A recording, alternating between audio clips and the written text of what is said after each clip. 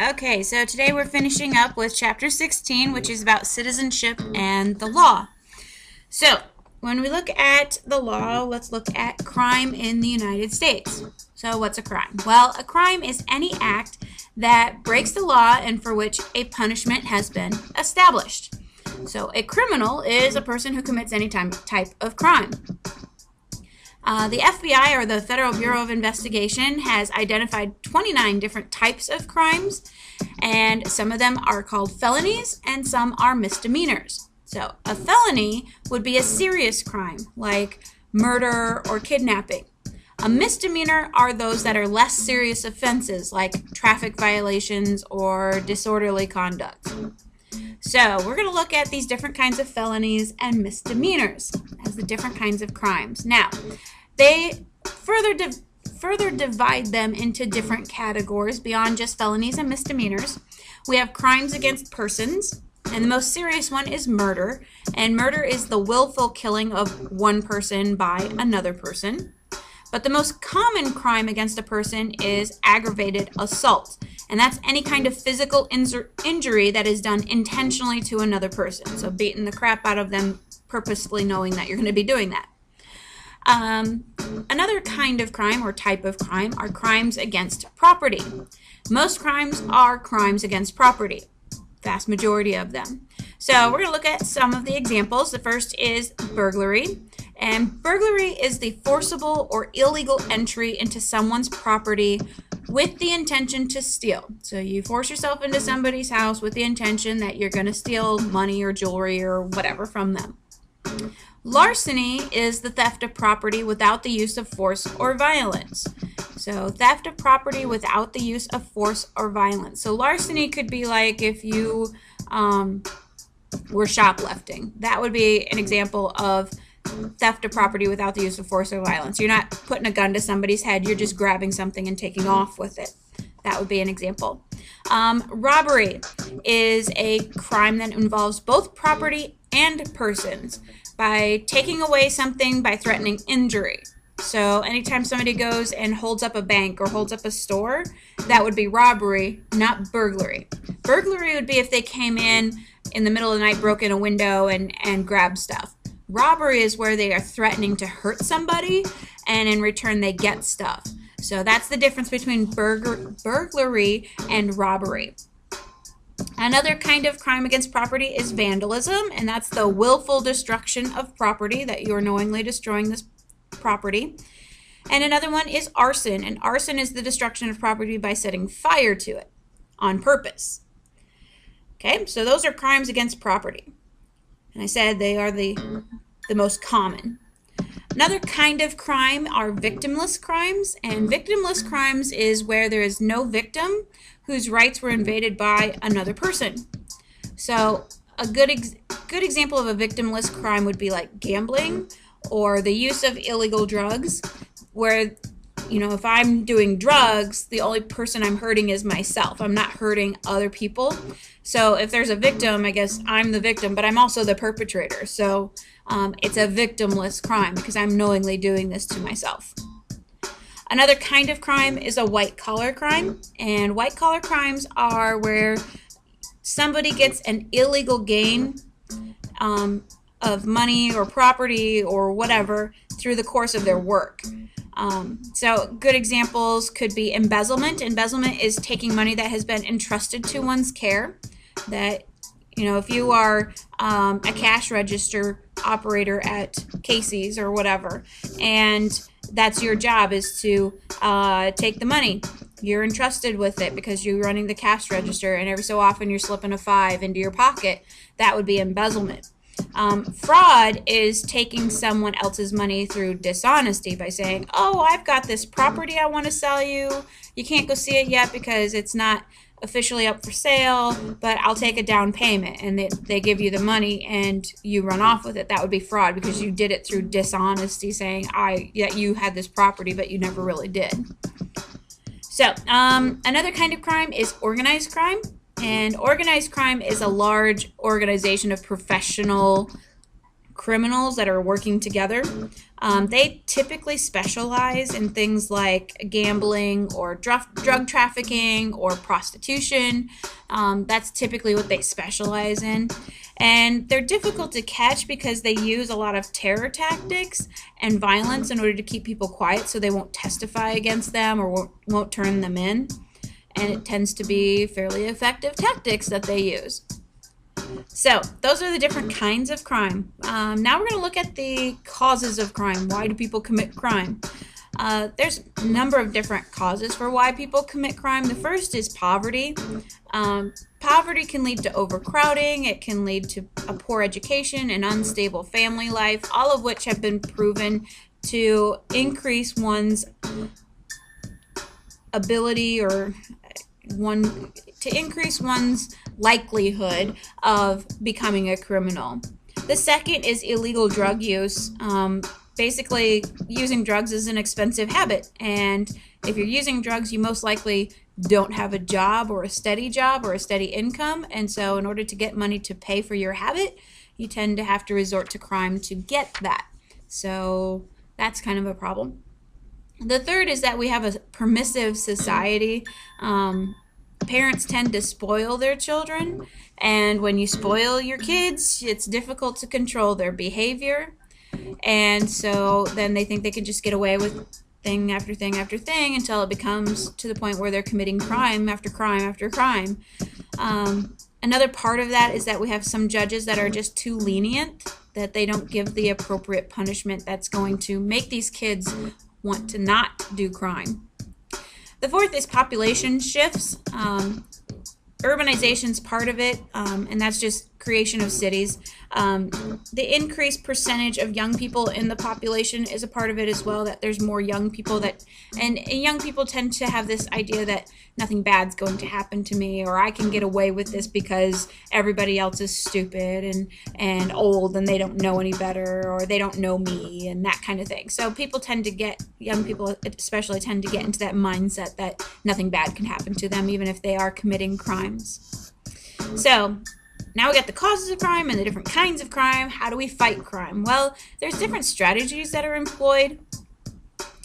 Throughout the U.S., we've got different things that are being used to try and combat crime as much as possible. The first are life sentences for 3-time violent offenders. That is the kind of 3 strikes you're out, that if you've done this thing 3 times, then you have a life sentence now. You have to serve a life sentence for committing this crime. Another strategy is getting grants to build new prisons because we need more housing for prisoners. Grants to hire more police because we need more police to enforce the law. And crime prevention education in the schools has also been a big push as well of making sure kids know what crimes are. So things like cyberbullying and sexting and those kinds of things are starting to become more publicly aware that this is a crime. You can't do this. It's wrong. So the criminal justice system is made up of 3 parts. We have the police, the courts, and the corrections. So the role of the police, they have a number of duties that they do. They prevent crime. They protect the life, rights, and property of citizens. They control the flow of traffic. They try to maintain, peace and order. Big yawn there, sorry. Training police officers. In order to become a police officer, you actually have to go through quite a bit. You are fully checked and investigated to make sure you are an appropriate person, the right kind of person to take the job. You have to pass certain aptitude and intelligence tests. You have to pass written tests as well, and then physical and psychological exams too. Typically, in most police programs, you have to have at least a high school diploma, but usually they prefer some college. And then you attend the police academy, and there you learn about law, and you learn about community relations, and how to gather evidence, and arrest procedure, record keeping, how to use your weapons, physical skills as well, and dealing with the public. And then in addition to that, you also learn how to handle emergencies and some of the basics of first aid. Once you become a police officer, you begin to go on police patrols, and typically that's called your beat, your assigned area, where you are assigned to prevent crime. In a lot of communities, we see community policing, where the police get to know the people in the area or in their neighborhood, and it just makes the police force more user-friendly for the community if they know who their police officer is and develop a relationship with them. So now that we have the police in place in the system, we go from arrest to sentencing. In order for somebody to be arrested for a crime, there has to be probable cause. And probable cause just means that if there was a crime committed, either the officer witnessed it or a witness witnessed it and has enough evidence to make the arrest, that there's enough cause to think that somebody probably did this. So probable cause. So if you think somebody probably did this crime, you get an arrest warrant, which is an authorization by the court in order to make this arrest. And this all has to happen in a certain order. It's called due process, where you follow the proper order of things. So you can't go and arrest somebody and then get the arrest warrant. Everything has to happen in a certain order. So once you're arrested, you have your preliminary hearing, and that takes place within 24 hours. The judge decides if there's enough evidence for a trial. If yes, there's enough evidence, then they set bail. And bail is the amount of money that it takes to get out of prison. We've learned about this. And if no, the charges are dropped and you're free to go. But during your preliminary hearing, there is an indictment. An indictment is a formal charge where you go before a grand jury, and the grand jury makes a decision that, yeah, you need to go to trial, or no, there's not enough evidence here for a trial. So it's not deciding if you go to jail or not. It just decides if you go to trial. And then you have an arraignment where the accused enters your plea of guilty or not guilty. Yes, I did it. No, I didn't. And if you plead guilty, then there's no trial. We don't need to have a trial. You pled guilty, so now we just have to have the punishment, the sentencing. So, but if you go to trial, if you plead not guilty and we go to trial, the defense is there to represent the accused. So the defense represents the person accused of the crime, and the prosecution represents the government. And throughout the course of the trial, they make opening statements, they present their case, they make their closing statements.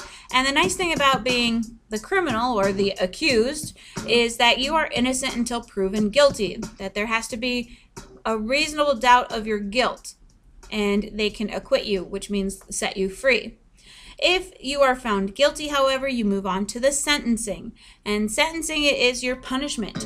And there's usually a minimum and a maximum penalty for every crime. Some states have set mandatory sentences for certain crimes. Like if you commit murder in Texas, it's almost automatically the death penalty. It's a capital crime. But there are some states that allow for plea bargaining, and plea bargaining is where the accused person pleads guilty to a lesser offense so that their penalty is lighter. The nice thing about plea bargaining is that it does keep the courts from being overloaded, and the bad thing about it is that criminals can avoid adequate punishment, so they can kind of get out of being punished for what they really did. So once you go through your sentencing, you then have your punishment. And in our correction system, we have three layers of punishment. You have imprisonment, parole, and capital punishment. Imprisonment, the purpose of this is, there's a lot of different purposes behind why we put people in prison. The first is retribution, which is just revenge, that this is a way to show them you can't get away with this. This is our revenge on you. The second is something called deterrence, where we're trying to stop people from doing it in the first place, and you're going to be our example, because if you do this, you end up in jail like you, and if you don't, then you don't end up in jail. So it's a deterrent. The third is rehabilitation. In prison, a lot of prisoners can get rehabilitated. They can reform, they can change their ways or work towards that. In some cases, they get their education, which is a good thing. The fourth is social protection. Basically, it just keeps them off the street so they can't perform this crime again. So that's, again, a good thing.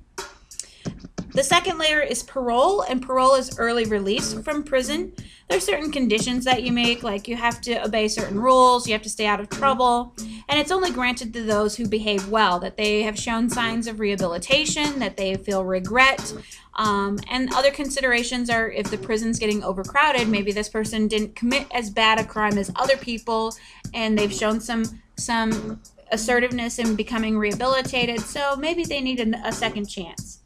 But for parole, they review each application, and there's a board that makes the decision based on the application and the suggestions of lawyers. Is this a good person to release back into the public? The third layer is capital punishment, and that's the death penalty. Opponents to capital punishment say that it's cruel and unusual, that it's an unjust sort of punishment. But supporters say that it is a just punishment, especially for those that commit murder. A death for a death kind of thing. And each state passes its own laws regarding this.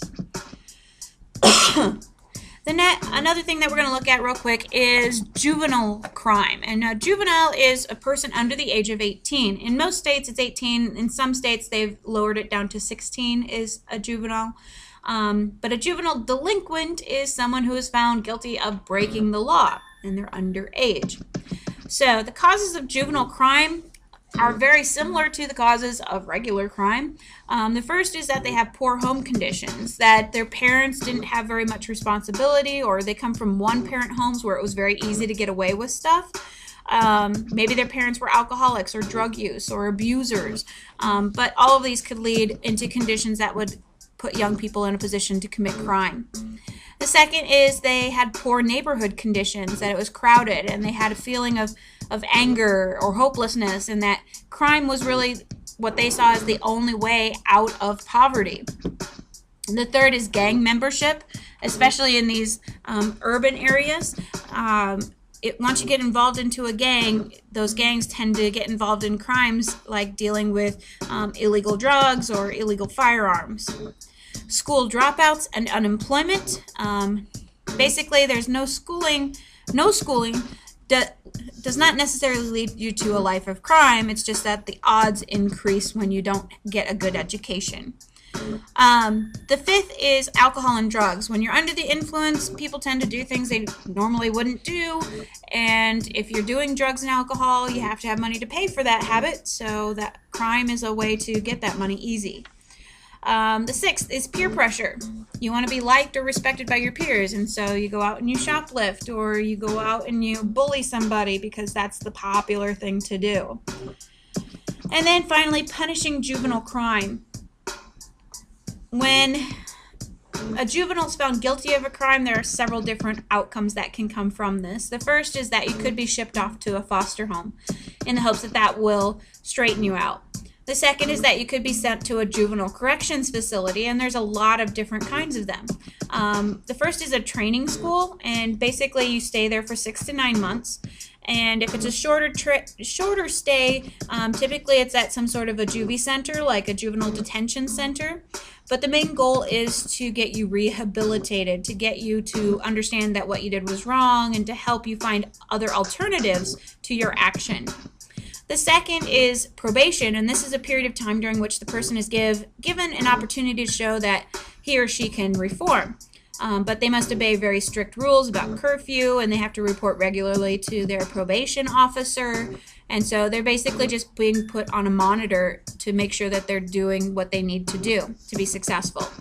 And the third are boot camps, and boot camps are very, very experimental, but there's a lot of shows on TV, especially like reality TV right now, that show these kinds of boot camps to get kids to straighten out.